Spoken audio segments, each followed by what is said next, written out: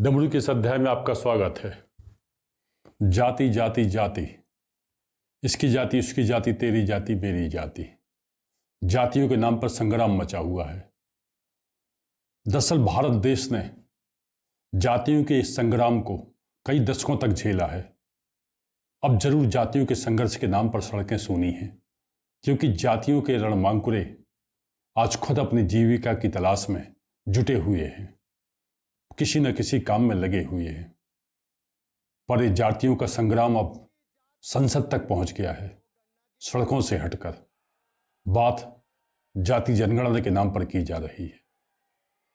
इसके पहले का यदि इतिहास देखें तो कांग्रेस पार्टी देश में करीब करीब 60 वर्षों तक अपने शासनकाल में रही और उसके बाद 2014 से वो शासन से बाहर है।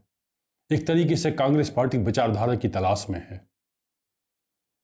वो कई अलग अलग विचारधाराओं पर काम करती रही, पर उसे विचारधारा का मंत्र मिला बिहार से।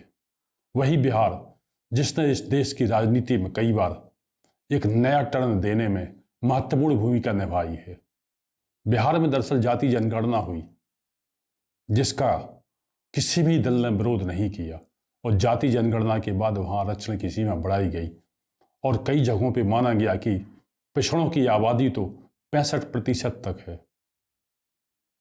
यानी यदि कोई दलितों की राजनीति करता है या कोई अल्पसंख्यकों की राजनीति करता है या कोई सवर्णों की राजनीति करता है, तो ये राजनीति का परसेंटेज ज़्यादा से ज़्यादा 15%, 20% या 25% तक ही पहुंच पाएगा। पर पिछड़ों की आबादी तो 65% पर है।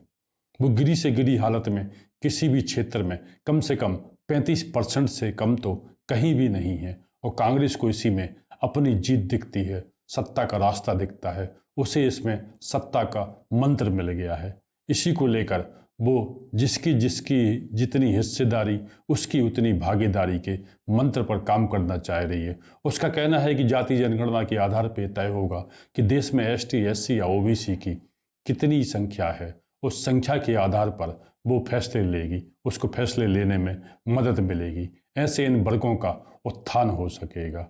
इसलिए उसने ओबीसी के मंत्र को अपनाने का निर्णय लिया है। पर संसद में जब बहस हुई तो राहुल गांधी ने हिंदुत्व पर तो हमला किया ही, साथ ही जाति जनगणना की बात की। बदले में अनुराग ठाकुर ने ये सवाल कर दिया, वो भी एक अलग ही भाषा में, जिसकी जात का पता नहीं वो गन्ना की बात करता है। माहौल इससे बिगड़ गया।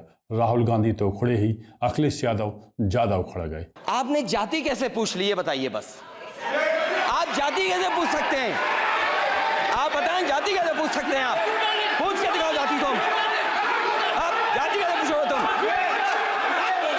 कैसे पूछोगे जाति? आप बैठ नहीं, जाति नहीं पूछ सकते आप। आपने कह दिया ना, अब आप हमारी जाति नहीं पूछ सकते। अखिलेश यादव खुद पीडीए की राजनीति करते हैं। पिछड़ा, दलित, अल्पसंख्यक या ए से वो कभी आधी आबादी और अगड़े तक पहुंच गए। अब इस ओबीसी की इस राजनीति में राहुल गांधी अपना योगदान चाहते हैं। कांग्रेस पार्टी को वो सत्ता में वापस लाना चाहते हैं। पर जैसा कि आज़ादी के 77 साल में करीब 60 वर्षों तक कांग्रेस का शासन रहा है, इसी वजह से वित्त मंत्री ने यह सवाल उठाया है कि जिस हलवा सेरेमनी की फोटो देखकर राहुल गांधी ने पूछा था कि इसमें एसटी, एससी, ओबीसी या अल्पसंख्यक कितने हैं, यही सवाल क्या राजीव गांधी फाउंडेशन या राजीव गांधी ट्रस्ट को लेकर नहीं किया जाना चाहिए या कांग्रेस वर्किंग कमेटी को लेकर? तो सही मायने में कांग्रेस को जिस तरीके से उसके राष्ट्रीय अध्यक्ष मल्लिकार्जुन खड़गे हैं, जो खुद एक दलित हैं, यानी उसे राज्य स्तर पर, जिला स्तर पर और ब्लॉक स्तर पर एसटी, एससी, ओबीसी और माइनॉरिटी को बिठाना पड़ेगा। 90% पद इन्हीं वर्गों को देने पड़ेंगे, चाहे वो इसके आगे राजीव गांधी फाउंडेशन की बात करें या राजीव गांधी ट्रस्ट की बात करें या कांग्रेस वर्किंग कमेटी की बात करें।